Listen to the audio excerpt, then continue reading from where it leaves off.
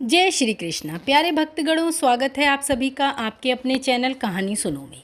आज हम जितिया व्रत कथा, जिसे जीवित पुत्री का व्रत कथा भी कहते हैं, आज हम सुनेंगे। पौराणिक कथा के अनुसार एक बार एक गरुड़ और एक मादा लोमड़ी नर्मदा नदी के पास एक हिमालय के जंगल में रहते थे। दोनों ने कुछ महिलाओं को पूजा करते और उपवास करते देखा और खुद ने भी इसे देखने की कामना की। उनके उपवास के दौरान लोमड़ी भूख के कारण बेहोश हो गई और चुपके से भोजन कर लिया। दूसरी ओर चील ने पूरे समर्पण के साथ व्रत का पालन किया और उसे पूरा किया। परिणाम स्वरूप लोमड़ी से पैदा हुए सभी बच्चे जन्म के कुछ दिन बाद ही खत्म हो गए और चील की संतान लंबी आयु के लिए धन्य हो गई। इस कथा के अनुसार जिमुतवाहन गंधर्व के बुद्धिमान राजा थे। जिमुतवाहन शासक बनने से संतुष्ट नहीं थे और परिणाम स्वरूप उन्होंने अपने भाइयों को अपने राज्य की सभी जिम्मेदारियां दी और अपने पिता की सेवा के लिए जंगल में चले गए। एक दिन जंगल में भटकते हुए उन्हें एक बुढ़िया विलाप करती हुई मिली। उन्होंने बुढ़िया से रोने का कारण पूछा। इस पर उसने बताया कि यह सांप नागवंशी के परिवार से है और उसका एक ही बेटा है। एक शपथ के रूप में हर दिन एक सांप पक्षीराज गरुड़ को चढ़ाया जाता है और उस दिन उसके बेटे का नंबर था। उसकी समस्या सुनने के बाद जिमुतवाहन ने उन्हें आश्वासन दिया कि वह उनके बेटे को जीवित वापस लेकर आएंगे। तब वह खुद गरुड़ का चारा बनने का विचार कर चट्टान पर लेट गए।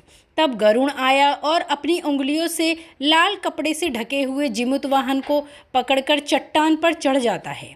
उसे हैरानी होती है कि जिसे उसने पकड़ा है वह कोई प्रतिक्रिया क्यों नहीं दे रहा है। तब वह जिमुतवाहन से उनके बारे में पूछता है। तब गरुड़ जिमुतवाहन की वीरता और परोपकार से प्रसन्न होकर सांपों से कोई और बलिदान न लेने का वादा करता है। मान्यता है कि तभी से संतान की लंबी उम्र और कल्याण के लिए जितिया व्रत मनाया जाता है। जितिया व्रत की दूसरी कथा। जितिया व्रत की कथा महाभारत काल की घटना से जुड़ी है। कथाओं के अनुसार महाभारत युद्ध में अपने पिता गुरु द्रोणाचार्य की मृत्यु का बदला लेने की भावना से अश्वत्थामा पांडवों के शिविर में घुस गया। शिविर के अंदर 5 लोग जो सोए पाए, अश्वत्थामा ने उन्हें पांडव समझकर मार दिया, परंतु वे द्रौपदी की 5 संतानें मारी गईं। उसके उपरांत अर्जुन ने अश्वत्थामा को बंदी बनाकर उसकी दिव्य मणि उसके माथे से निकाल ली।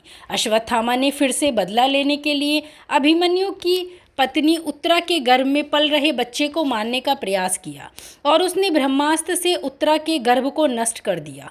तब भगवान श्री कृष्ण ने उत्तरा की अजन्मी संतान को फिर से जीवित कर दिया। गर्भ में मरने के बाद जीवित होने के कारण उस बच्चे को जीवित पुत्रिका के नाम से भी जाना जाता है।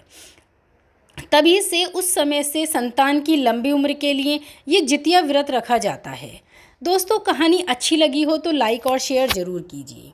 ऐसे ही और त्योहारों से संबंधित कहानी कथाओं के लिए जुड़े रहिए हमारे साथ। धन्यवाद।